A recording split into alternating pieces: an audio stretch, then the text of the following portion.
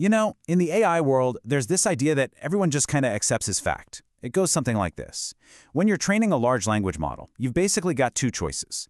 One way, the easy way, just creates a glorified memorizer.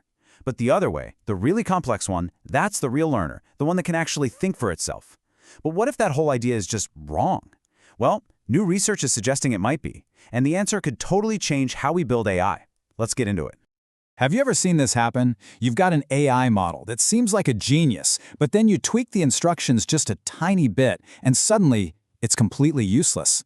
Like you ask it to use numbers instead of words for directions, and its performance just nosedives. It's super frustrating, right? And it gets right to the heart of the mystery we're unpacking today.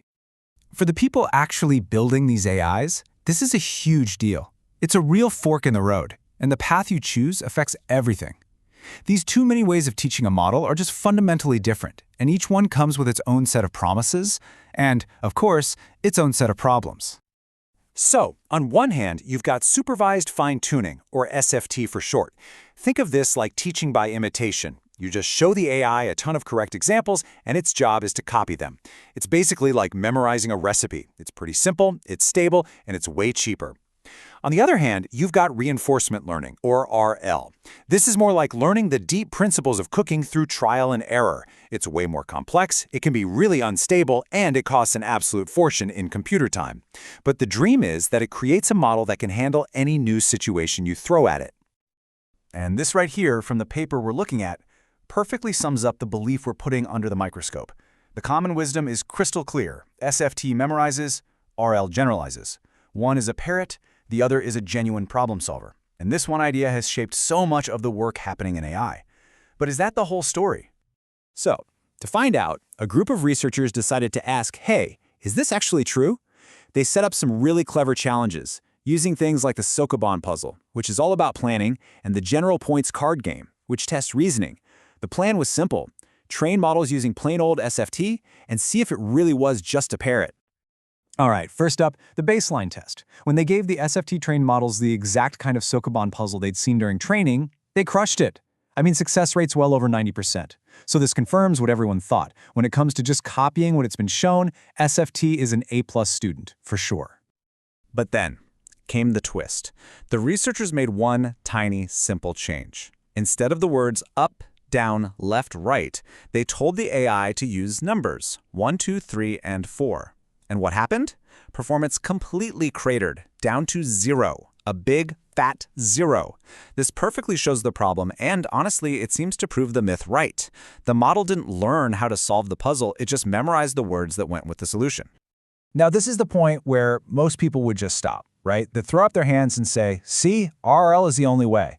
But these researchers kept digging. They asked a really important question.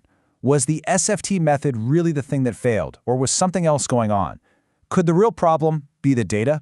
This led them to this fascinating idea they called the frozen prompt hypothesis. And the theory is that the AI isn't just memorizing the answer, it's actually learning a lazy shortcut. Because think about it, in the training data, the instructions never ever changed. So the model basically learned that the instructions were just useless background noise. It trained itself to just ignore the prompt entirely and only pay attention to the part that did change, the puzzle itself. Okay, the way they tested this is just brilliant. They set up what they called a fake environment. So they gave the AI the new instructions with the numbers, but, and here's the clever part, the game would secretly still accept the old commands, the words. So what happened?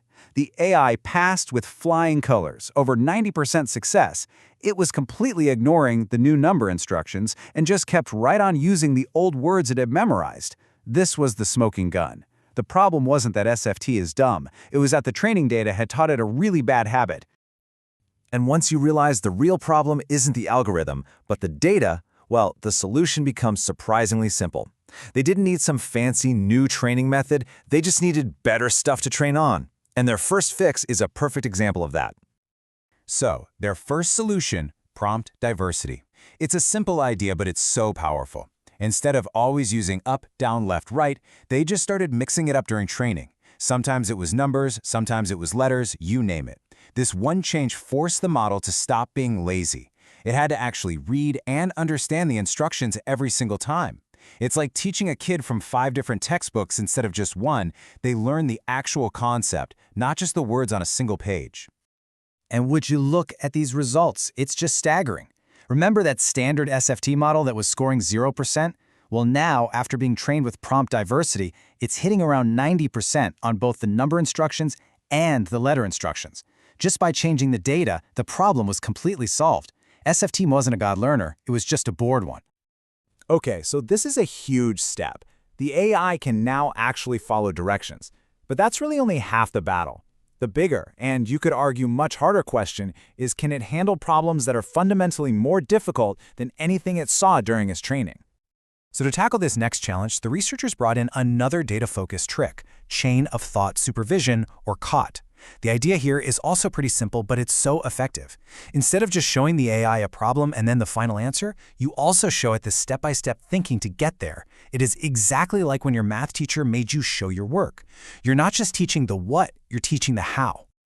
And once again, the results were just wild. They tested this on that General Points card game. The standard SFT model, when faced with tougher numbers or more cards, it was terrible. We're talking 1 or 2% success. But when they trained it with that chain of thought data, the success rate exploded. For the harder numbers, it jumped from 2% all the way to 80%. This was proof that SFT can learn the deep logic to solve harder problems. You just have to show it how. So now we have these two amazing data-centric ingredients. We've got prompt diversity to teach flexibility, and we've got chain of thought to teach real reasoning. The last step was obvious: combine them into one superpowered new recipe for training AI. And here it is. The recipe is just beautiful in its simplicity. First, you start with your basic, efficient SFT method. Then, you juice up your training data with a bunch of prompt diversity, so the model actually pays attention. And finally, you layer in those chain of thought examples to teach it how to actually solve problems. That's it. No crazy complex algorithms, no unstable training nightmares, just better data. So, the final verdict. How does this new and improved SFT recipe hold up against that supposedly superior reinforcement learning method? Well, this is a total game changer. The chart says it all. The plain SFT model, when it was fed this richer, more thoughtful diet of data, performed just as well as, and sometimes even better than, the much more complicated RL models. The myth is busted. SFT doesn't just memorize. It can learn, it can generalize, and it can do it powerfully. You just have to give it the right stuff to learn from. And this leaves us with a really powerful final thought. What this research does is it kind of flips the whole conversation on its head. It suggests that maybe, just maybe, we've been way too focused on building more and more complex algorithms when the real secret to unlocking AI's potential is in the quality and the diversity of the data we use to teach it. And it really makes you wonder, doesn't it? What other limits of AI are not really limits of the model at all, but are just problems with the data we've been feeding it all along?